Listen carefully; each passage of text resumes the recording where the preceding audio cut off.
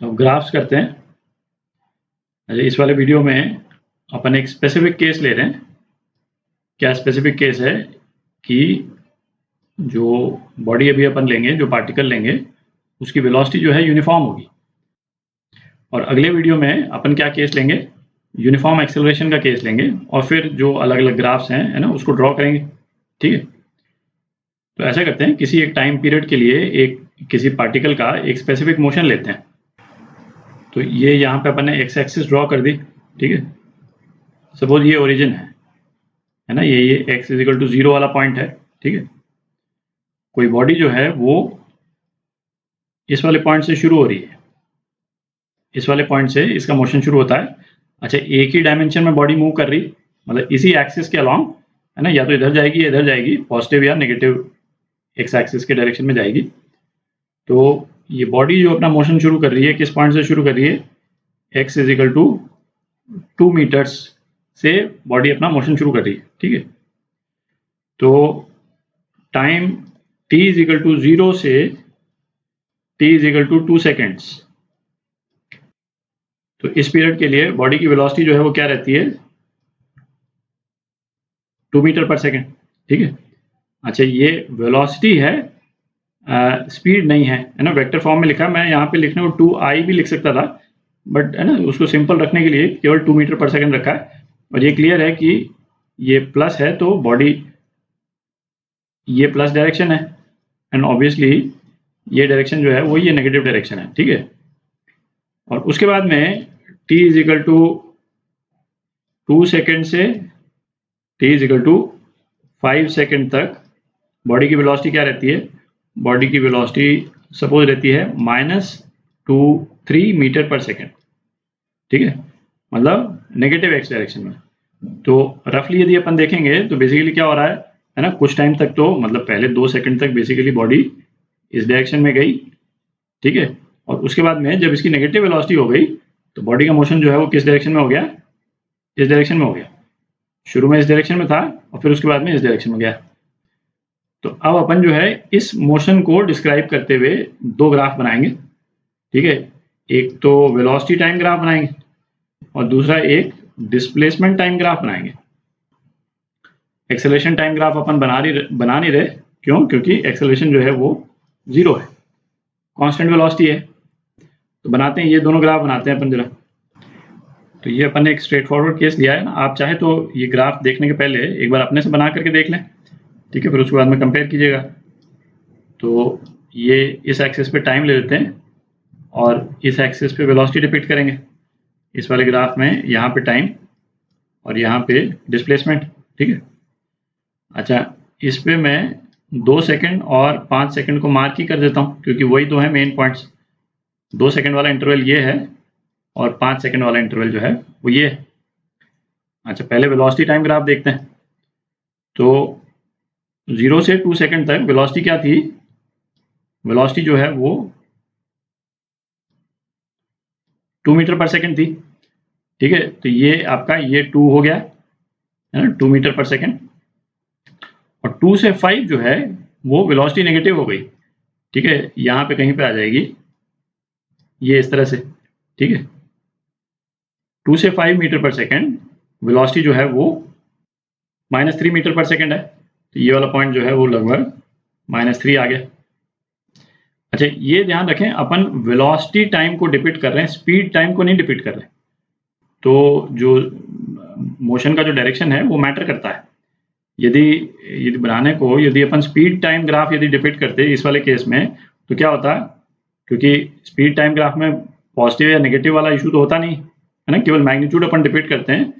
तो 2 सेकंड के बाद में ये हो जाता स्पीड टाइम ग्राफ, है ना, क्या स्पीड हो जाती 3 मीटर पर सेकंड। अब वो इस डायरेक्शन में जा रही है या बॉडी वापस हो रही है, स्पीड को उससे कोई मतलब नहीं है। ठीक है, पर अपन वेलोसिटी टाइम ग्राफ डिपिक्ट कर रहे हैं।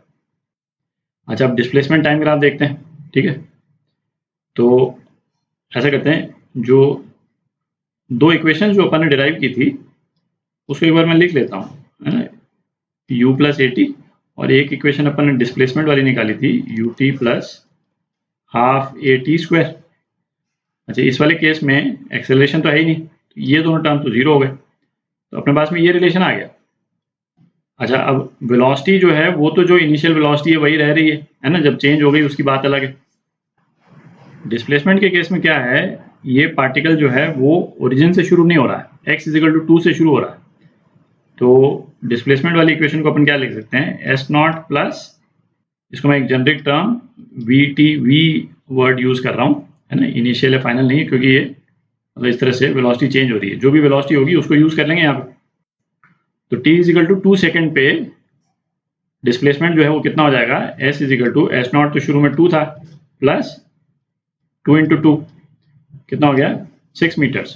ठीक है, तो बॉडी जो है वो शुरू कहाँ से हो रही है, सपोज ये 2 मीटर वाला पॉइंट है ना, यहाँ से शुरू हुई और ये 6 मीटर्स तक गई, और ये 2 सेकेंड और ये 5 सेकेंड वाला पॉइंट है। ठीक है, 6 मीटर्स तक गई, तो अप्रोक्सीमेटली अपन कह सकते हैं बॉडी जो है वो इस टाइप से इसने ट्रैवल किया। ठीक है, अच्छा अच्छा, उसके बाद वाले पीरियड में बॉडी का डायरेक्शन क्या हो गया मूव करने का, नेगेटिव एक्स डायरेक्शन में। 3 सेकंड तक मूव की 3 मीटर पर सेकंड की स्पीड से, तो बॉडी का टोटल डिस्प्लेसमेंट जो है इस पोर्शन में कितना हो गया, 3 इंटू 3, मैग्नीट्यूड लिख रहा हूँ 9 मीटर्स। तो 6 मीटर तो बॉडी ने मूव किया पॉजिटिव एक्स डायरेक्शन में, और 9 मीटर्स मूव किया नेगेटिव एक्स डायरेक्शन में। तो बॉडी जो है अप्रोक्सीमेटली कहाँ पहुंच जाएगी, बॉडी यहाँ पहुंच जाएगी, दिख रहा है, ये वाला पॉइंट जो है वो -3 मीटर पे है, ये 2 मीटर वाला पॉइंट है, और ये 6 मीटर वाला पॉइंट है। ठीक है, थोड़ी जगह बना लेते हैं, है ना, ग्राफ्स में से एक दो चीजें पॉइंट आउट करेंगे। जैसे जितने ग्राफ्स जो अपन देखेंगे, प्राइमरली तो 3 तरह के ही ग्राफ्स देखेंगे, है ना, डिस्प्लेसमेंट टाइम ग्राफ देखेंगे, वेलोसिटी टाइम ग्राफ देखेंगे, और एक्सेलरेशन टाइम ग्राफ देखेंगे। ठीक है, इन सभी ग्राफ्स में 2 एस्पेक्ट्स इंपॉर्टेंट होते हैं, वो मतलब हमको ध्यान में रहने चाहिए कि वो सिग्निफाई क्या करते हैं। पहला क्या हो गया, स्लोप ऑफ ग्राफ। ठीक है, और दूसरा क्या हो गया, एरिया अंडर द कर्व। ठीक है, तो किसी भी ग्राफ में उसका स्लोप क्या डिफाइन कर रहा है और एरिया अंडर द कर्व क्या डिफाइन करता है, वो हमको मालूम होना चाहिए। पहले स्लोप देखते हैं, किसी भी ग्राफ का स्लोप क्या हुआ, जैसे इस ग्राफ के रेस्पेक्ट में देखते हैं, यदि सपोज ये है ना, ये तो चलिए हमने डिस्प्लेसमेंट टाइम ग्राफ बना दिया, यदि ये वाई एक्सिस होता, एक जनरल कर्व होता, है ना, ये वाई एक्सिस और ये एक्स एक्सिस। अच्छा, हमको इस वाले पोर्शन का यदि स्लोप पता करना हो, सपोज ये इस वाले पोर्शन का यदि स्लोप पता करना होता, तो हम क्या करते, यहाँ एक पॉइंट लेते x1, यहाँ एक पॉइंट लेते x2, ये वाला पॉइंट जो है ये y1 होता, ये पॉइंट y2 होता। तो स्लोप जो है, स्लोप क्या होता है इस कर्व का, y2 minus y1 upon x2 minus x1। मतलब बेसिकली क्या है, ये वाला जो ट्राइंगल है ना, ट्राइंगल में ये साइड डिवाइडेड बाय ये साइड, है ना, ये जो tan थीटा, ये जो एंगल है थीटा, दिख रहा है, या मैं यहाँ बना दूं क्योंकि स्ट्रेट लाइन है, ये जो एंगल है थीटा, ठीक है, इसका tan थीटा, तो ये कितना है, y2 minus y1 upon x2 minus x1। और इसको डिफरेंशियल फॉर्म में, है ना, यदि x2 x1 के बीच में डिस्टेंस बहुत कम है, तो हम कैसे लिखते हैं, dy बाई dx। अब क्या है, मोशन के केस में अपन 2 वेरिएबल्स देख चुके हैं जो कि एक दूसरे वेरिएबल के डिफरेंशियल के रूप में एक्सप्रेस्ड हैं।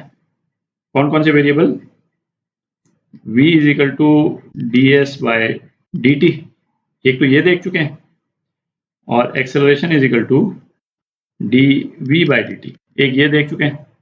ये दोनों वेरिएबल अपन देख चुके हैं।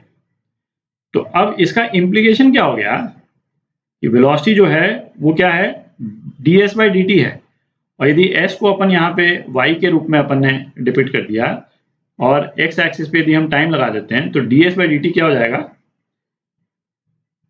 Slope of S T curve, दिख रहा है। और इसी तरह से एक्सेलरेशन क्या हो जाएगा, dv/dt, जो कि क्या है, slope of velocity time curve. ठीक है, तो अब आप देखें, जैसे ये ऊपर वाला कर्व वेलोसिटी टाइम ग्राफ है ना, इसका स्लोप क्या है ना, ये तो हॉरिजॉन्टल है, स्लोप 0 है ना, ये एंगल है थीटा, ये तो 0 ही है ना, तो इससे हम क्या इन्फर कर सकते हैं, एक्सेलरेशन 0 है। ठीक है, ग्राफ को देख के ही हम अंदाज लगा सकते हैं एक्सेलरेशन 0 है। अच्छा, इस वाले नीचे वाले डायग्राम को थोड़ा सा क्लीन कर देता हूँ मैं। अच्छा, अब जैसे नीचे वाले डायग्राम को देखें तो ये हम देख सकते हैं 0 से 2 सेकेंड वाला जो पीरियड है उसमें जो स्लोप है, और 2 सेकेंड से 5 सेकेंड वाला जो पीरियड है उसमें जो स्लोप है, ये नेक्स्ट वाले पीरियड में स्लोप ज़्यादा है ना, एक दिख रहा है थोड़ा सा, ये ज़्यादा स्टीप है, ये वाला जो है ज़्यादा स्टीप है।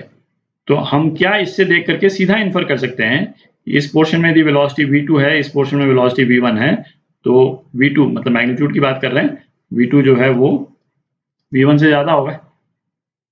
क्यों? क्योंकि स्लोप ज़्यादा है। स्लोप क्या सिग्निफाई करता है, st ग्राफ का वेलोसिटी।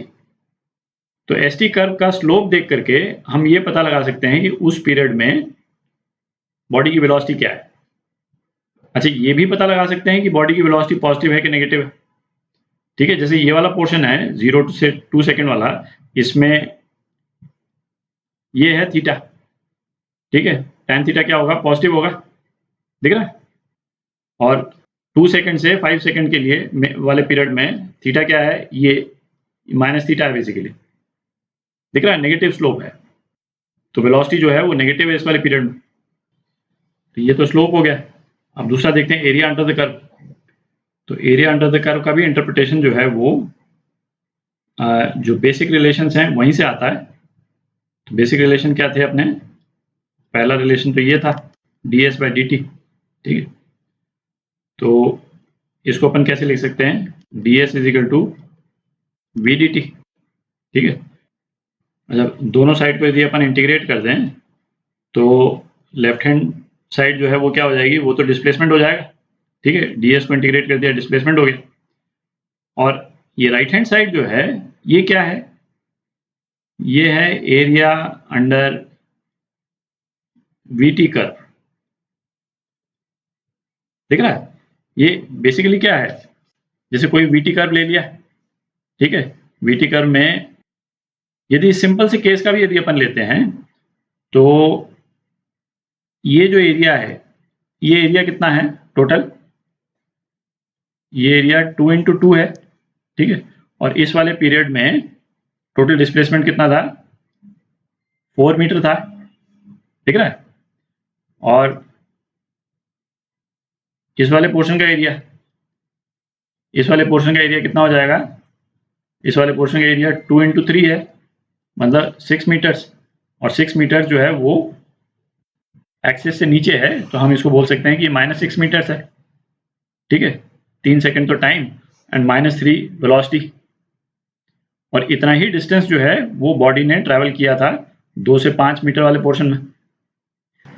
तो ऐसे करते हैं, ये वाला जो कर्व है इसका तो अब पर्पस सॉल्व हो गया।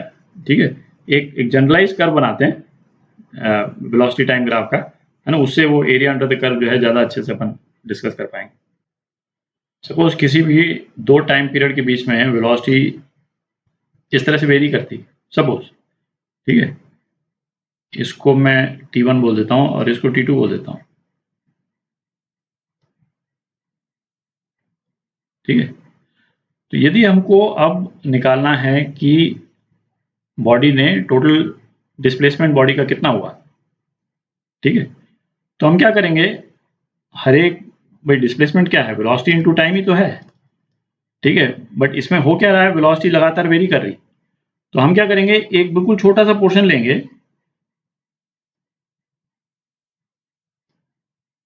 ठीक है, एक छोटा सा टाइम पीरियड लेंगे, उस टाइम पीरियड में ऑब्वियसली वेलोसिटी में बहुत ज़्यादा चेंज नहीं हो रहा है, तो इस पोर्शन की जो वेलोसिटी होगी, इसको इस छोटे से पोर्शन जिसको मैं डेल्टा टी बोल देता हूँ, ठीक है, उससे मल्टीप्लाई कर देंगे। तो और ये v × डेल्टा टी क्या है, बेसिकली ये एरिया ही तो है। इस वाले पोर्शन का एरिया है, ठीक है। तो ये वाला पोर्शन हमको क्या दे देगा कि इस छोटे से टाइम पीरियड में बॉडी ने टोटल डिस्प्लेसमेंट कितना किया। फिर हम एक और पोर्शन ले लेंगे, इसके बाद वाला पोर्शन ले लेंगे, एक और पोर्शन ले लिया हमने, है ना। ये छोटा सा डेल्टा टी, इसमें वेलोसिटी डिफरेंट है, पर डिफरेंट वेलोसिटी लेकर के, और वो जो डिफरेंट वेलोसिटी है उससे डेल्टा टी को मल्टीप्लाई कर देंगे, ठीक है। हमारे वाले एग्जाम्पल में तो वेलोसिटी वेरी नहीं कर रही थी, पर वेलोसिटी टाइम के साथ में वेरी भी तो कर सकती है ना, किसी भी तरह से वेरी कर सकती है। तो वी डी टी में बेसिकली हम यही कर रहे हैं कि जो वेलोसिटी की जो वैल्यू है अलग अलग टाइम पे, उसको हम छोटे छोटे डी टी से मल्टीप्लाई करके इंटीग्रेट कर रहे हैं, और वही है एरिया अंडर द कर्व। दिख रहा है? तो एरिया अंडर द कर्व का एक एग्जांपल आता है वेलोसिटी टाइम ग्राफ में, ठीक है, और दूसरा आता है एक्सेलरेशन टाइम ग्राफ में, जो अपन नेक्स्ट वाले वीडियो में करेंगे, क्योंकि यहाँ पे अपन एक्सेलरेशन को 0 अपन ने माना हुआ है, ठीक है। तो उसका क्या सिग्निफिकेंस है वो अपन वहां पे देखेंगे। तो इस वाले वीडियो में अपन ने दो तो स्लोप्स देख लिए, वेलोसिटी टाइम ग्राफ का स्लोप क्या सिग्निफाई करता है वो, और डिस्प्लेसमेंट टाइम ग्राफ का स्लोप क्या सिग्निफाई करता है वो, ठीक है, और वेलोसिटी टाइम ग्राफ का एरिया अंडर द कर्व वो क्या सिग्निफाई करता है, ठीक है।